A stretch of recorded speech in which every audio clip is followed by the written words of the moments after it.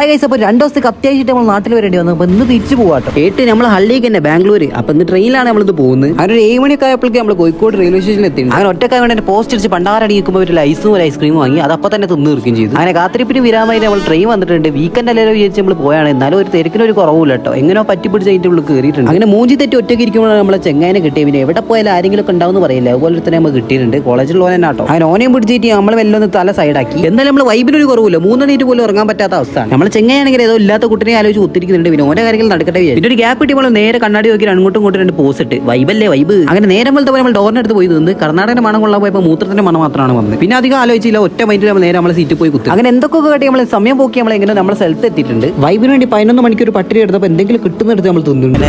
ബാംഗ്ലൂർ എത്തി ഗൈസ്, ബാംഗ്ലൂർ. അങ്ങനെ നമ്മൾ ബാംഗ്ലൂരത്തിന്റെ സന്തോഷം ഒന്ന് കാണിച്ചു. അണ്ണൻ കന്നഡയിൽ എന്തൊക്കെ വിളിച്ചായിരുന്നു. പിന്നെ ഞാൻ മിണ്ടാൻ നിന്നില്ല. എന്തായാലും നമ്മളെ റൂമിനടുത്ത് നമ്മൾ എത്തി. അവിടുത്തെ ഒരു ദോശയും കാച്ചി എന്തായാലും വീഡിയോ നമുക്ക് അവസാനിപ്പിക്കാം. അപ്പോൾ ഓക്കെ, ബൈ.